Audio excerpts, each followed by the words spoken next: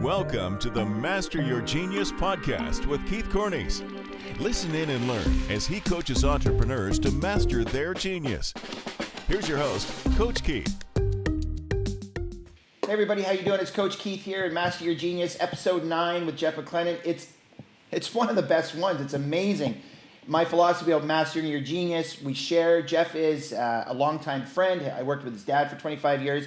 The takeaways that you're going to get today are really some awesome ones about time management, some really great ones about don't try the magic pills. You know, you have the answers for your own life.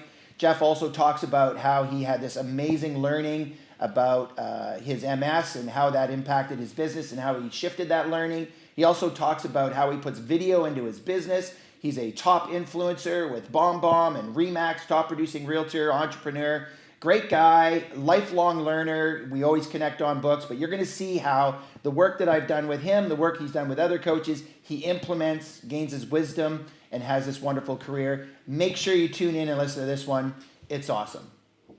Hey everybody, how you doing? It's Coach Keith here. I'm with Geoff McLennan. How are you doing, Geoff? I'm doing well. I'm excited to see your new space, Keith. It's pretty cool in here. Awesome. It's supposed to be a New York loft in New Westminster. How did I do? Yeah, I think so.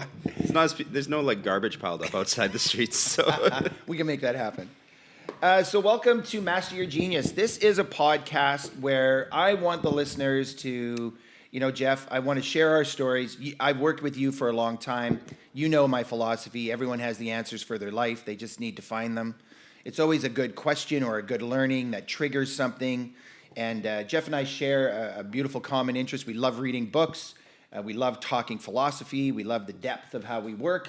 And we love applying that to our business. Geoff's a very successful realtor, father of 2. I'll get him to tell you about himself in a second.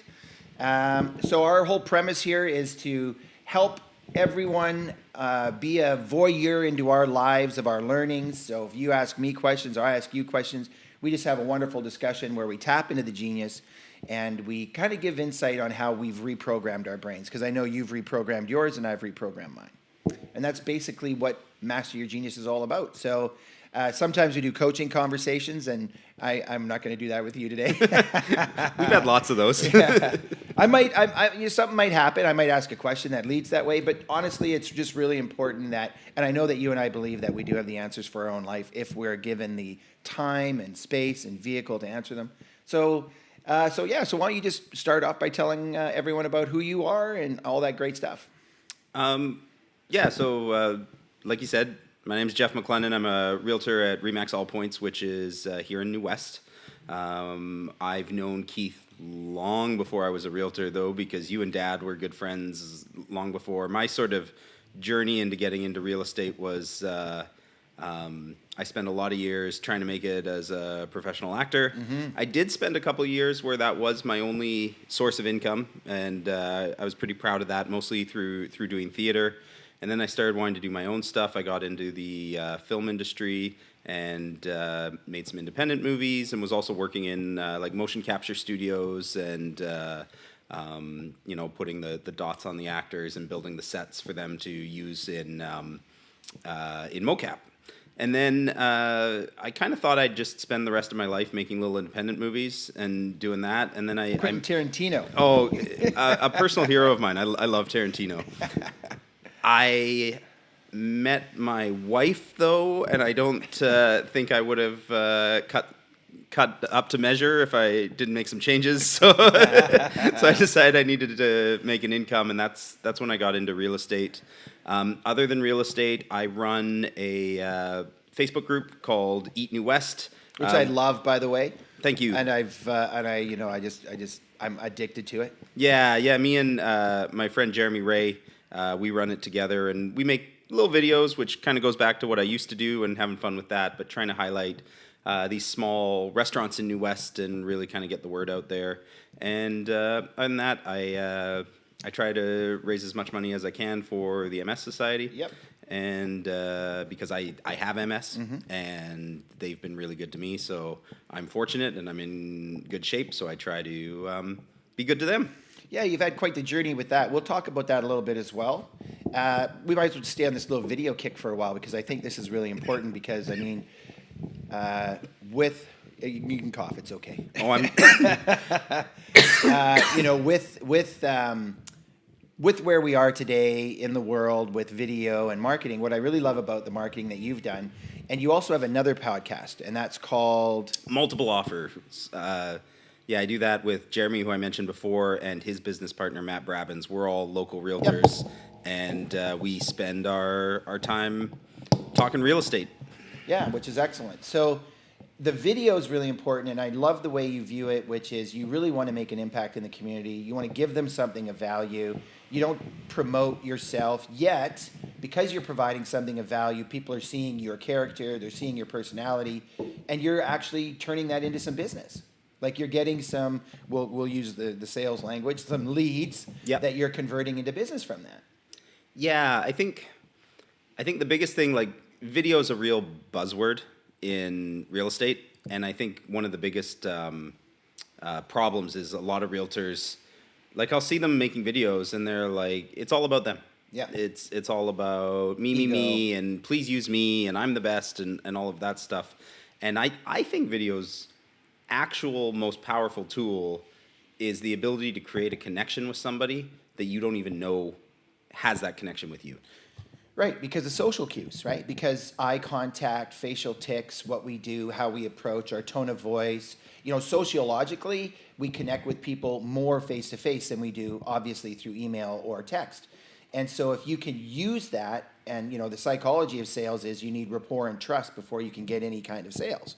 So, you know, why wouldn't you take that effort to, you know, make these videos so people see you and build? How many times have you heard it?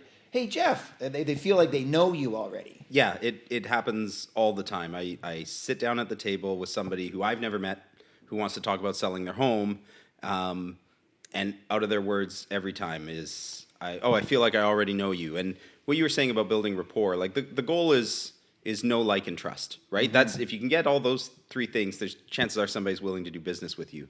And the problem when it's me is they might know you, but they're not really, like, unless you're giving is the beginning of like, right? To receive, you have to give. Yes. And it's, like for MS, right? I mean, you just do that because you want to give. And because of that, I'm going to say karma's giving you some good things, but I also know you're a really hard worker. You get up in the mornings, you get to the office early, money making Mondays, you're in there, you're doing your scheduling. So there's a lot of discipline that goes to that. So, we'll just finish up this video with you maybe just giving some insight. I find that the people that I work with, the entrepreneurs, the realtors, the clients that want to do video, they don't do it because they're afraid of how they're going to look or what they sound like, and I don't think that's, with acting and your improv especially as well, you've got some confidence around that.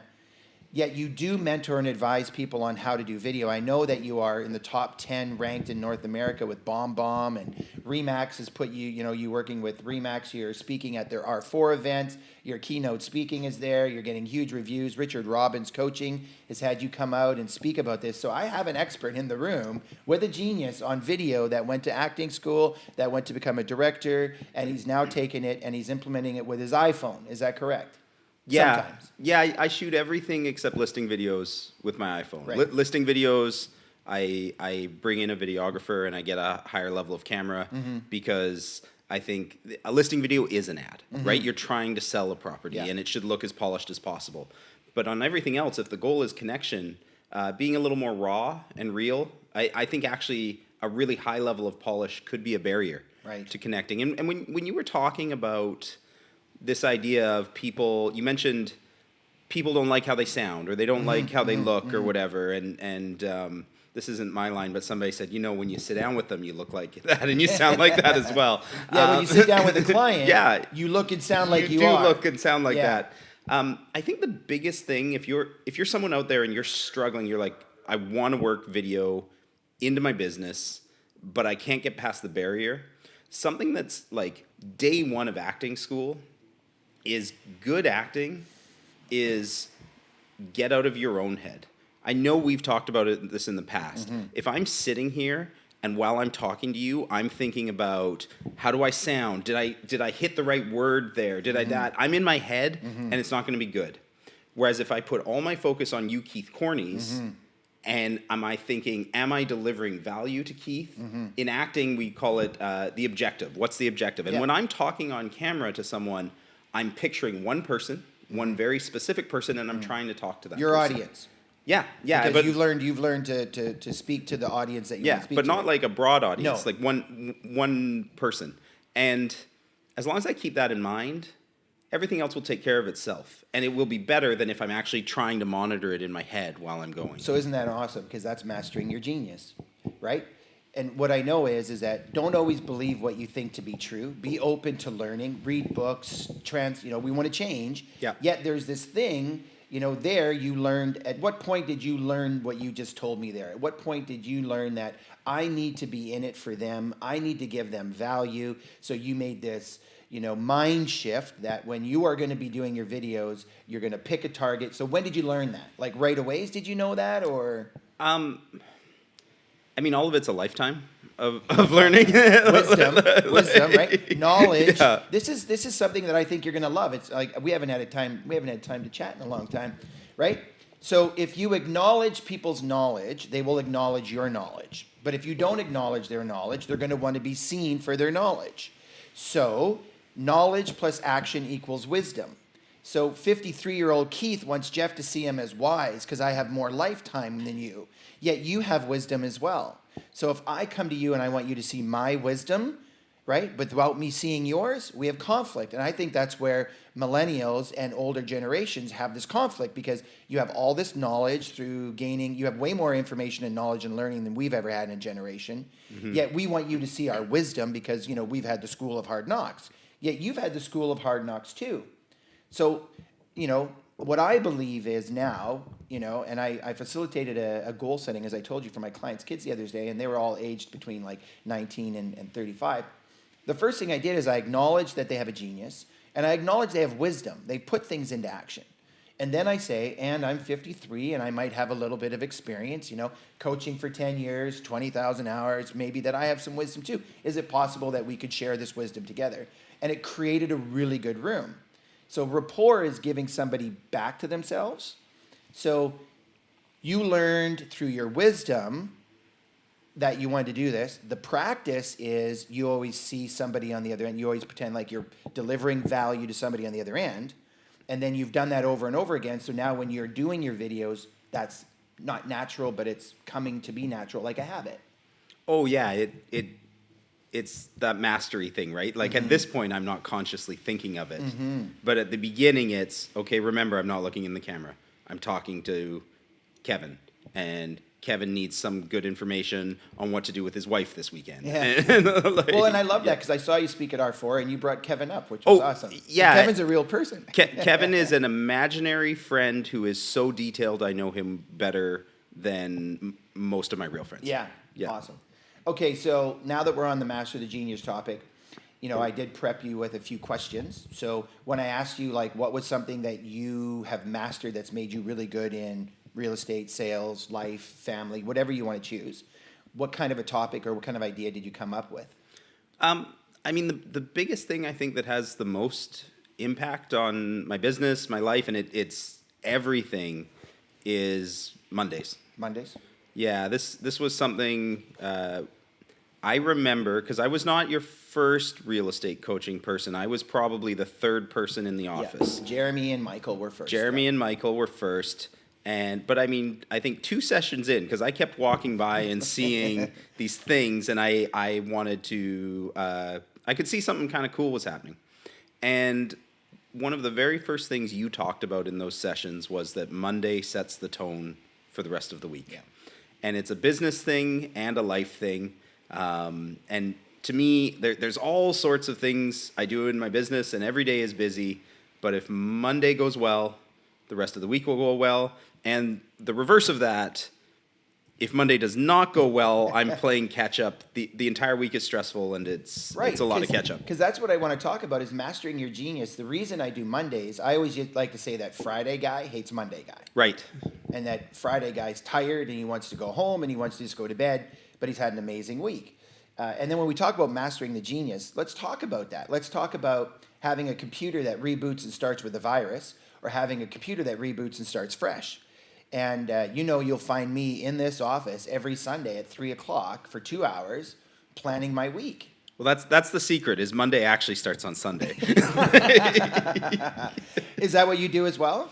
My Sunday routine is Saturday is like all family. I try to not book, like Saturday's the last day I book work unless I absolutely have to. So Saturday, I get up, I make a late brunch for the kids, spend the afternoon, maybe go see some friends, have a date with my wife. But then Sunday to me is a work day. Yeah. And I get up on Sunday at, I'm up at 6 and I plan. And you have said for years 2 hours. Yeah. I cannot get my whole week planned in 2 hours. It's 4. It takes me most of the day. Yeah. Now Sunday's a busy day in real estate too, so I'm running around, I'm showing places, and I literally just bring my journal everywhere, and in between appointments I'm doing stuff. But my Sunday is I start the day, and I know, so one of the things you teach is big rocks first. Yeah. And family, friends, all of that stuff before you book the business stuff. Yeah. And I believe in that, but my slight modification is I start with my 3 biggest goals. Yeah. So right now I have a business goal on how many sales I want to do. I have a financial goal of what I want to do with my money. Yep. And I have a weight goal, because I like to joke that somewhere along the way I became a quite substantial realtor, and I would like to put that to rest. Substantially good. Yes, well, I get it. There's a double meaning there maybe, but so the 3 goals. Those 3 goals I start with before I do my family big rocks, and I schedule those. And this is again your stuff. I'm like, doesn't have to be huge, but how can I move the needle? How can I +1? And I put those in my calendar. Then I write out all the fun stuff I want to do, like what can I do with the kids? What would be a fun date night? Is there a chance for me to see some friends? That stuff. And then once all that stuff's in, then I start scheduling all the work. Do you know the deep part about that is? And I can't get into it, like, you know how I like the details of everything. Sure. What I notice about people that have poor time management compared to people that take the time to make time management is they feel they're worthy of love and respect, and therefore they make their time important. They say no to people that take away from what they want. They say yes to themselves first. They put that in the calendar, and they end up having a life where they respect and love themselves without even knowing they're doing it. So when you go through the week, you have this place in which you feel, well, you know what? If you don't have self-love and self-respect, you can't give it. And if you want to be good in sales, you can't be in your head. We talked about that. And if you're sitting down at a table and you're in your head, you're never going to be able to come to the conclusion or the outcome of getting that listing or getting that sale, because you have to be on. You have to be 2 minutes ahead of every conversation. And so, that prep on Sunday fills your love cup, so you don't need others to fill it. So you don't need me to say to you, Jeff, you're great, thank you very much. But it feels good, but you don't need it, right? And hey, come on in, Katrina. So we're in the studio here. It's live. Our next guest has just arrived, so no big deal. It's that place in which, by making that time for yourself, you're filling your love cup. You don't need to be needed by others, which means rejection doesn't affect you as much. It affects you, but it doesn't last as long. Well, and on that note, like you said, people who are not good at time management. I am not someone who is good at time management. But what I know is, if I plan it on Sunday and I get it all booked on Monday, it doesn't matter. Like, once everything's booked, I'm going to make my appointments. But and you have seen me do this. I'm the guy who, if somebody walks into the office, can spend 3 hours talking to them. Because this is why I'm in sales. I like talking to people. Yes. I like getting to know them. I like doing all that stuff. All of that stuff is terrible for time management. But if I set the tone on Monday, you said Friday guy. Yeah. Tuesday, Wednesday, Thursday, Friday guy. Yeah, I don't want to spend as little time as possible. I just want to talk to people and get to know them and do their thing. But to be able to do that, I need to book those big important things that are going to move the needle forward. Exactly. So knowing that you think that you're not good at time management, of course, now Coach Keith comes out, right? On a scale of 1 to 10, where are you at with time management? 6. Good. If you were to be at the end of this 5-minute conversation we're going to have right now with time management, where would you like to be at the end of it? 7. And at a 7, what would you have that you don't have now? What would you have at a 7 that says, Jeff's got better time management? That's a good question. See, the problem is I like the stuff that So then you have makes good me... time management. No, this is what I want you to understand, because I know that you have lunch club on Mondays. You come in, you meet, you guys go for lunch club. I know you shoot your podcast on Wednesdays. I know that you have a structured life. I know that you put the fun in your life. You just told me, then I put the fun stuff with my kids in. So what I want you to know is your story that you have bad time management is bullshit. Okay. I have great time management, right? Unless you're feeling like you want more of something or you want less of something. Well then, okay, let me change my language. Time management does not come naturally to me. Mm-hmm. This is a practice skill. It is not a talent. Right.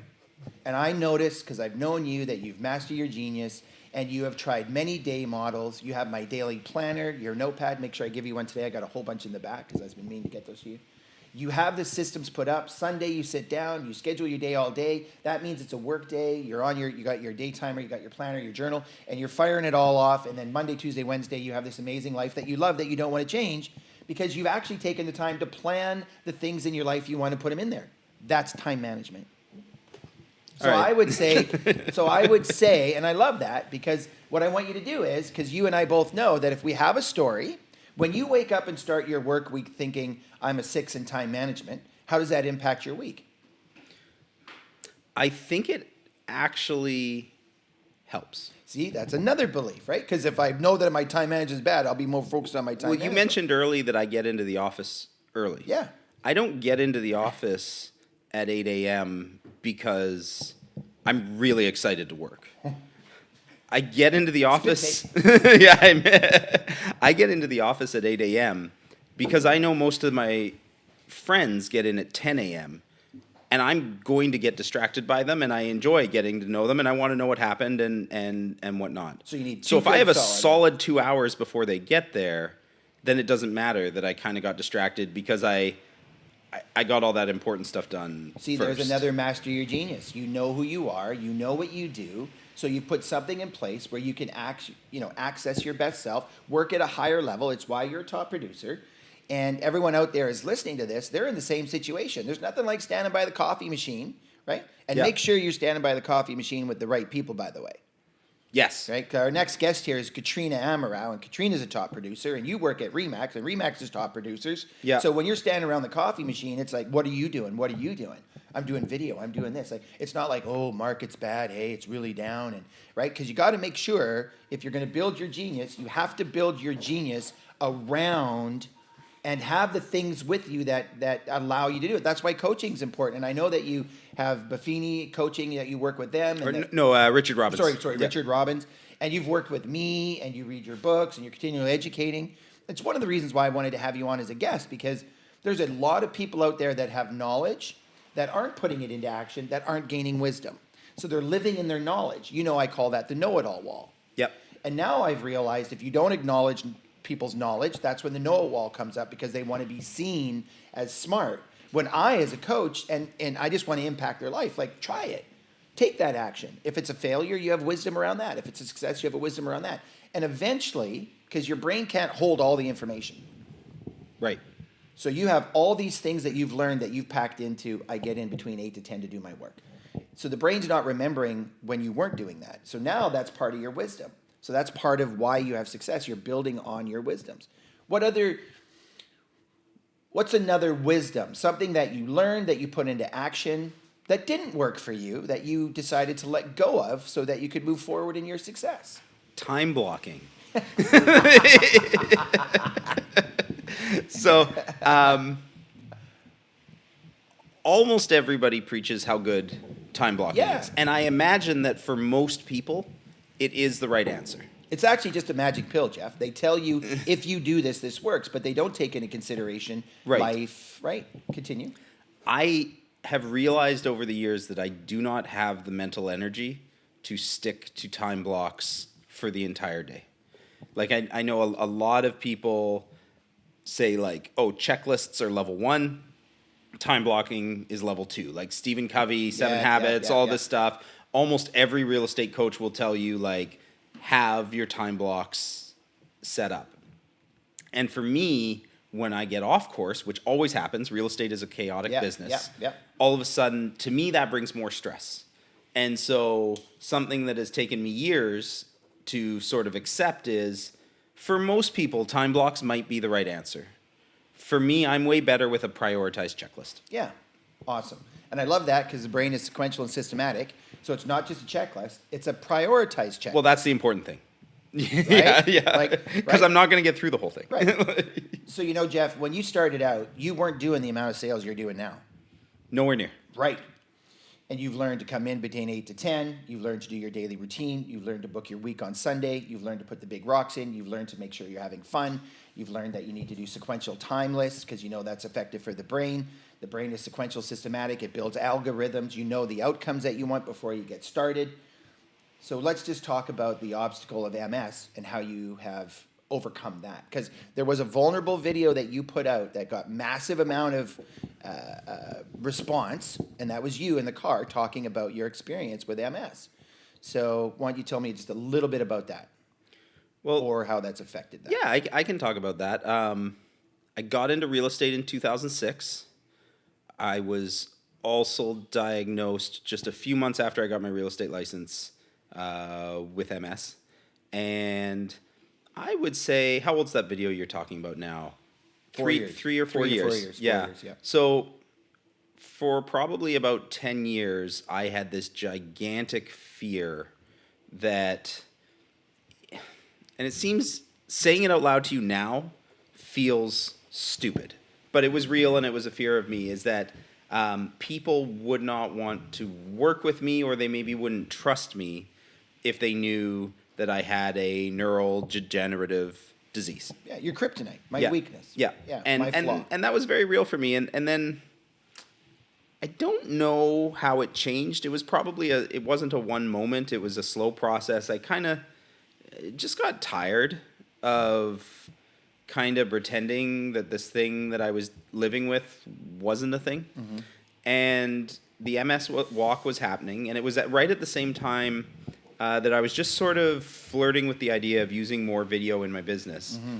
And I decided to make a video about just kind of my journey. I told the story of how I was diagnosed and the fears I dealt with, and kind of some of the medical breakthroughs and struggles, and like one of the things with MS that for me is the treatments have actually been harder than a lot of the symptoms of the disease. Mm-hmm. A lot of MS drugs are drugs that started off being tested as chemo drugs. Mm-hmm. So some of these really impact your body quite in a big way. So what I'm hearing is you had this whole belief around MS before that got shifted. And so you've obviously realized that's not going to impact you in a negative way with your business. Well, that was the flip. Is when I made the video, it actually was the opposite. Mm-hmm. What I found is with a lot of my clients, all of a sudden I had a much deeper connection because people were talking to me about their experiences and their relative or themselves or just all of these things, and all of a sudden, vulnerability. It actually creates connection. Yes. And that was something I really learned from doing that video. And it's something I've tried to implement in my business in Sincerity, a lot of ways. Compassion, empathy. Just being me and not trying to put on somebody else, and just being exactly who I am. And ironic, because you started out as an actor and now you're just being you and you have way more success. Aw, Keith. Right? It's ironic, right? Yeah. Again, it's another mastering of the genius, changing of a belief. The belief is nobody wants to work with me because I have this flaw. The truth is you bring the flaw out, more people want to work with you. So I think this is where we're going to end it because our time's up now, Geoff. But what I want to say is thank you so much. I mean, I think this is probably one of our best. This is episode 9 so far. I think this is our best podcast to show people how change is good, growth is good. You've shared like 3 or 4 things that you've implemented that you never had before. You've even shown me a belief that you have bad time management, but you don't like time blocking, which is great because that's the magic pill, and there is no magic pill. Your life, your rules, your way, no lies, no justification, no bullshit. And I think you're an authentic guy that does that, and I think that's why you have your success. So thanks so much for chatting with me today. I really appreciate it. I appreciate your candidness and honesty, and I just love talking to you, Geoff. Likewise, Keith. Thank you very much. You bet. Ciao. Thank you for watching this episode of Master Your Genius. If you haven't already, please hit the subscribe button. See you next time.